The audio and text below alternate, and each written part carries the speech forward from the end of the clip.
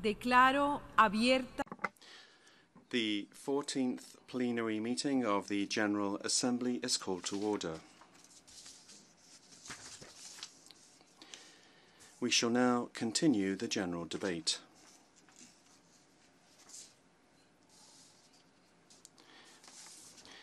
I now have the honor to give the floor to His Excellency Edgars Rinkēvičs, Minister for Foreign Affairs of the Republic of Latvia. Señor Ministro, bienvenido. Welcome, Minister. President, Excellencies, distinguished delegates. First of all, I wish to congratulate you, Ms. Maria Fernanda Espinosa Garces, on assuming the post of President of the current session of the General Assembly, and provide assurances of Latvia's full support. I also express gratitude to Mr. Miroslav Lajčák for his active role as President of previous session of UN General Assembly. Madam President, distinguished delegates, I address this Assembly in a very special time for my country. This year, Latvia is celebrating its centennial. A remarkable change occurred 100 years ago. The end of World War I and collapse of empires resulted in the liberation of nations and brought about a fundamental revision of Europe's political map. A new Europe was born, which promised much more than just self-determination, freedom, and democracy. The peoples of Europe expected lasting peace and prosperity. These objectives were pursued both individually and collectively. People's right to self-determination materialized in concrete forms. New nation-states were born. The Paris Peace Conference laid the foundation for the League of Nations. It was the first international organization whose principal mission was to maintain universal peace through the development of binding norms and multilateralism. Latvia also joined the League of Nations, firmly establishing its status as a full-fledged member of the international family. However, the weakness of the League of Nations was one of the main reasons why Latvia for a time lost its independence. The history of both Soviet and Nazi occupations of Latvia and much of the European continent is a harsh reminder of what happens when serious violations of international law are tolerated. We know all too well the consequences of allowing countries to break these principles with impunity. In Latvia's case, it was a life under occupation of Nazi and communist regimes of terror and gross violations of human rights. We are grateful to all those nations that for decades implemented policies of non-recognition of the occupation of the Republic of Latvia and stuck to their principles. In accordance with international law, the state of Latvia continued existing throughout the occupation period. However, the Russian Federation, the official successor of the Soviet Union, still does not acknowledge well-documented facts of history. And I call on Russia to embrace the truth and to clearly condemn the actions of the Soviet Union. Since the restoration of independence in 1991, Latvia has been advocating compliance with international law and human rights. The protection of these principles was needed throughout the transition to a democratic society governed by the rule of law and in building Latvia's role internationally. Today, Latvia is a modern and proud European nation, active member of the world's community. Excellencies, the topic of this year's debate invites us to focus on the very heart of the United Nations. The Charter of the United Nations starts with the words, "We, the peoples of the United Nations," thus pointing out the aim of the organization to represent rights and interests of every human being on the planet. The United Nations was founded not only to save succeeding generations from the scourge of war and to reform faith in fundamental human rights, but also to respect the obligations of international law. Human rights, including women's rights and children's rights, are among the most fundamental values of the United Nations. The organization must be capable of defending these values in any situation, be it bombing of civilians in Syria, massacres of Rohingyas in Myanmar, persecution of Crimean Tatars by Russian authorities, or other human rights violations wherever they occur. This year, we mark 70 years since the adoption of the Universal Declaration of Human Rights. It remains the main global source for inspiration to continue the work to ensure that all people may live with dignity and benefit from the blessings of freedom and equality. Security and human rights go hand in hand. Security cannot be achieved without respect for human rights and fundamental freedoms. A free press has been and continues to be vital for peace, justice, and human rights for all. Hence, I once again urge Russia to release illegally detained Ukrainian filmmaker Oleg Sentsov. I call on Myanmar authorities to free 2 Reuters journalists, Jo So-woo and Wallon. I also call on Russia to immediately release other 64 Ukrainian political prisoners it has detained, including journalist Roman Sushchenko.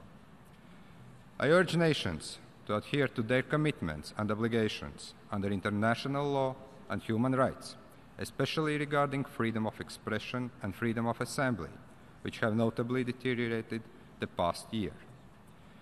Madam President, distinguished delegates, in order to strengthen the role of the United Nations, efforts should be made to uphold the purposes and principles of the Charter of the United Nations. In August, the world lost an inspirational leader, a strong advocate for peace and human rights, the former Secretary General Kofi Annan, who argued that we will not enjoy security without development, nor enjoy development without security, and we will not enjoy either without respect for human rights. The 3 pillars of the Charter are greater than the sum of their individual parts. Economic progress and sustainable development are based on a long-term stability, which in turn requires peace and security and respect for human rights. Madam President, the United Nations must be able to change, to undertake serious reforms, and therefore to respond to the 21st century accordingly.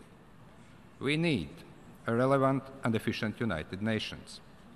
Latvia welcomes the reforms initiated by the Secretary General in the 3 areas of peace and security, development, and management. It is important that reforms are implemented swiftly. This is a unique organization with a heavy responsibility. The authority of the Security Council in maintaining international peace and security must be preserved. Security Council reform is long overdue, and we should all aim for strengthening the efficiency of this important body. However, stalemate in the Security Council reform must not impede progress elsewhere.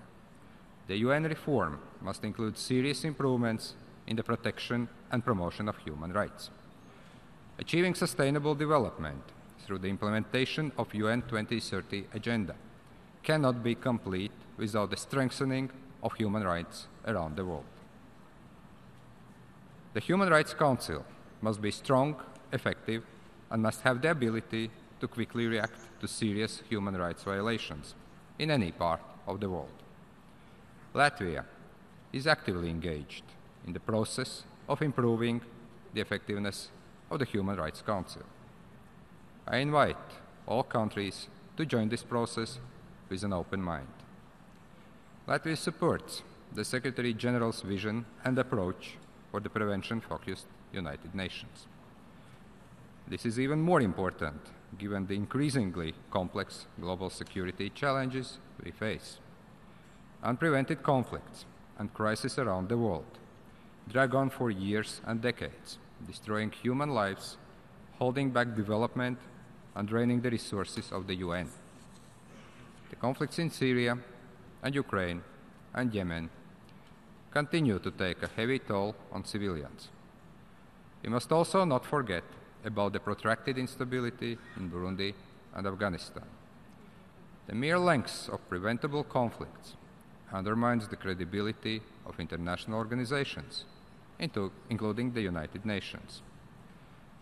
The UN Security Council, as the main guarantor of international peace and security, has a particular responsibility in preventing conflicts, acts of aggression, and mass atrocities. The use of the veto to shield narrow national interests in situations of mass atrocities is totally unacceptable.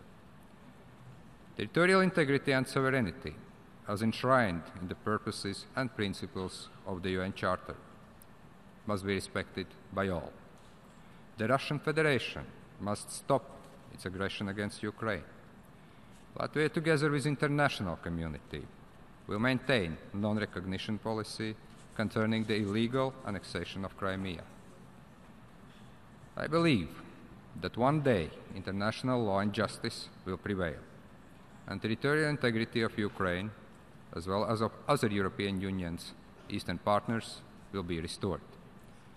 The United Nations, along with the relevant regional players, must remain involved and committed to resolving protracted conflicts in Nagorno-Karabakh, Transnistria, Abkhazia, and South Ossetia. The history of the Baltic states is proof of the moral power of international law and justice. The international community must be more active in solving these issues. No nation was ever secure in isolation. Therefore, member states have a responsibility for one another's security. The clear consequences for the aggressor, resolute international pressure, and accountability for violations of international law are essential for political resolution of the conflict. A settlement of protracted conflicts in wider Europe remains of utmost importance for the international community. Ladies and gentlemen, reaching the sustainable development goals is the ultimate prevention agenda. They address the drivers and root causes of instability and conflict. Investing in human dignity, eradicating poverty, fostering climate resilience, and promoting economic and social progress will reduce the incidence of conflict, instability, and despair.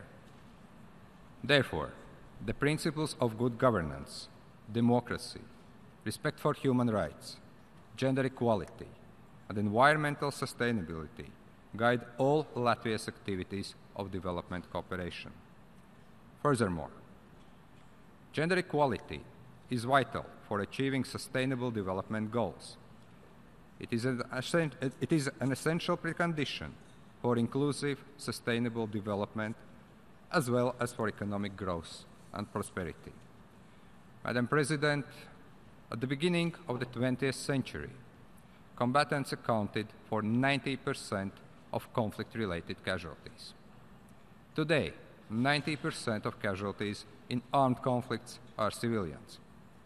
Conventional arms kill around 500,000 people per year, out of which 70,000 are killed in conflict zones. These figures clearly prove that the international community must focus not only on weapons of mass destruction, but also on conventional arms. With that in mind, Latvia assumed the presidency of the Arms Trade Treaty for next year and will spare no effort to promote its objectives. I call on all states to become parties of the Arms Trade Treaty, which would also contribute in a direct way to attainment of the 2030 Sustainable Development Agenda. We must join our efforts to strengthen the principle of multilateralism. In an interdependent and globalized world, we can address and resolve global problems only through multilateral means. In this regard, the UN stands out as a good global governance instrument. But it is not a global government. The ability of the United Nations to meet the challenges of the present world depends heavily on the decisions of governments and on the support of populations for these decisions. With this, I want to emphasize that the future of multilateralism will depend more on changes in the attitude of member states than on reforms of the United Nations system. However, until the fundamental characteristics of the international system are not changed, the UN can only strive for higher effectiveness and efficiency.